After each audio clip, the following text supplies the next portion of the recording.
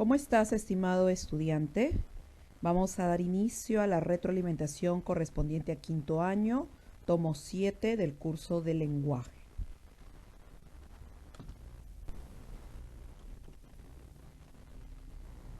Enunciado número 1. Escriba verdadero o falso sobre el sujeto según corresponda.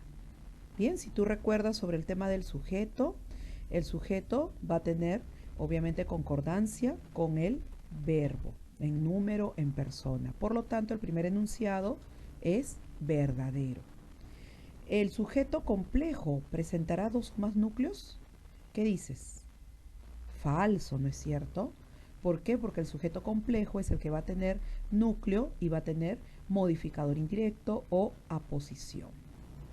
El modificador directo puede ser un adjetivo o un determinante. Así es, pueden cumplir esa función el adjetivo y el determinante. Así que es verdadero. La conjunción comparativa encabeza modificadores indirectos. ¿Es cierto eso? Claro que sí, es verdadero. ¿Y el vocativo puede funcionar como núcleo del sujeto? Falso, ¿no? El vocativo no puede ser parte ni del sujeto ni del predicado, es un elemento extraoracional.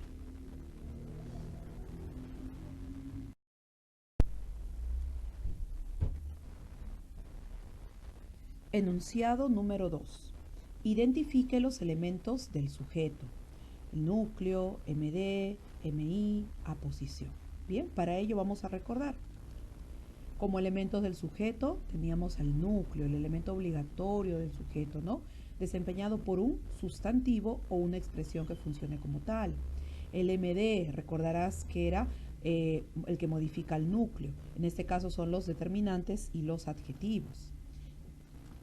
Tenemos al MI, modifica el núcleo mediante enlaces, por ejemplo con preposiciones o el comparativo como, ¿no? Bien, y estaba la aposición, que es una frase nominal que modifica el núcleo, repitiendo su significado o especificándolo, ¿no? Estaban dos clases de aposición explicativa y aposición especificativa. Bien, veamos entonces.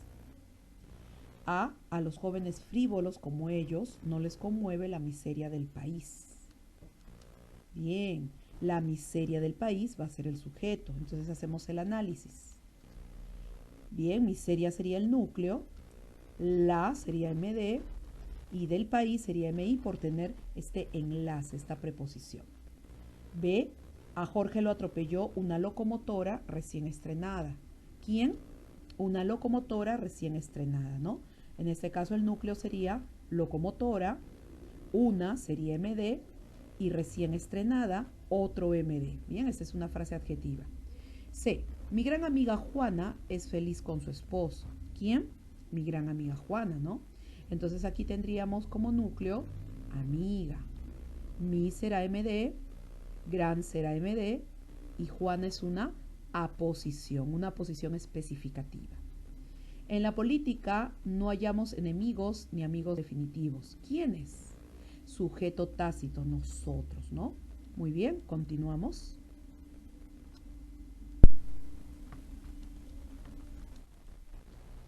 Enunciado número 3. Identifique el sujeto de las oraciones y clasifíquelo con un aspa. Muy bien, vamos a recordar las clases de sujeto.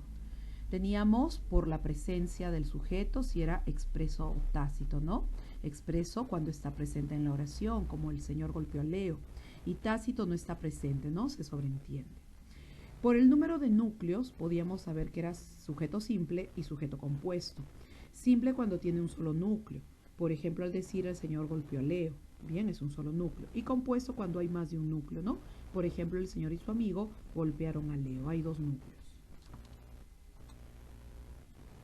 Por la presencia de modificadores, podemos encontrar un sujeto incomplejo y un sujeto complejo.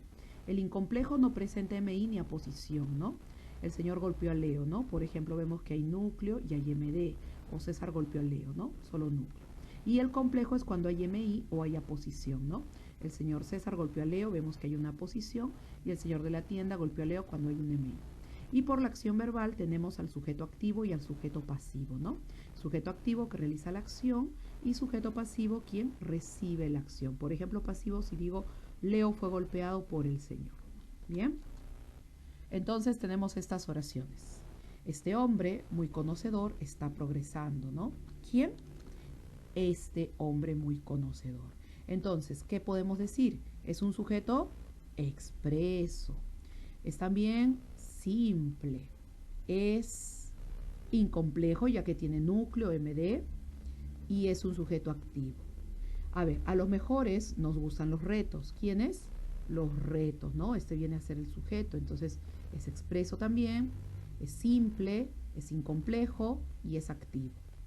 Raúl, mi cuñado, tiene un secreto. ¿Quién? Raúl, mi cuñado. Este sujeto también es expreso, es simple por tener un solo núcleo, pero es complejo, ¿no? Por tener esta aposición. Y es activo. Luis y tú fueron atacados por unos perros. ¿Quién es? Luis y tú. Este sujeto será expreso, será un sujeto compuesto porque tiene dos núcleos, es incomplejo y es pasivo, ¿no? Porque reciben la acción. Querido Luis, ven pronto a casa. ¿Ven pronto a casa quién? Tú. Entonces hablamos de un sujeto tácito, ¿no? Entonces no podemos clasificar en los demás criterios salvo el sujeto activo. Y ese hombre de barba larga será sentenciado. ¿Quién? Ese hombre de barba larga. Entonces hablamos de un sujeto expreso, es un sujeto simple, es complejo porque tiene MI y es pasivo, ¿no? Porque recibe la acción.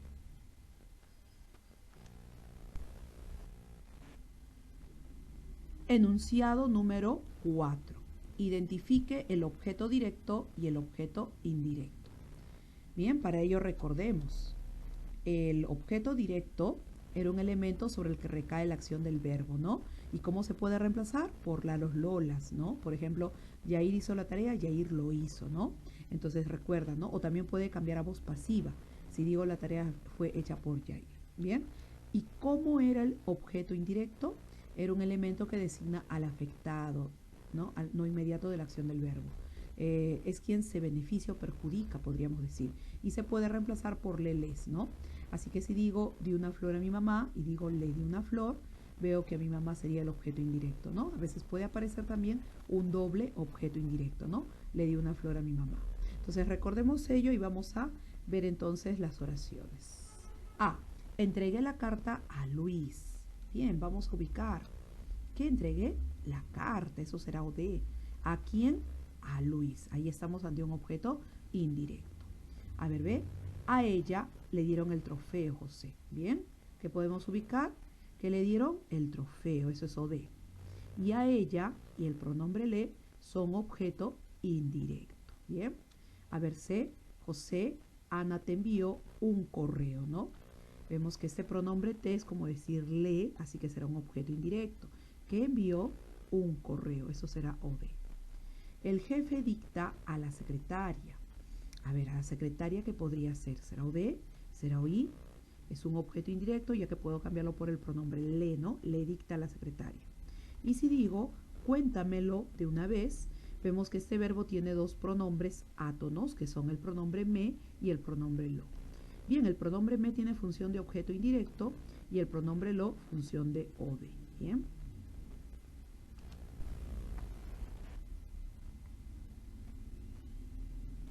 Enunciado número 5. Indique si lo subrayado es atributo, predicativo o circunstancial de modo. Bien, para ello recordemos. Recuerda que el atributo aparece con verbos copulativos, es una palabra variable, ¿no? Por ejemplo, si digo las niñas están tranquilas, ¿no? Vean que está con este verbo copulativo. Entonces, tranquilas es un atributo.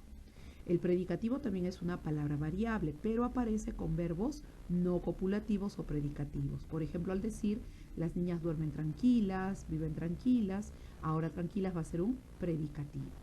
Y un circunstancial de modo va a ser invariable, por lo tanto no tiene concordancia, ¿no?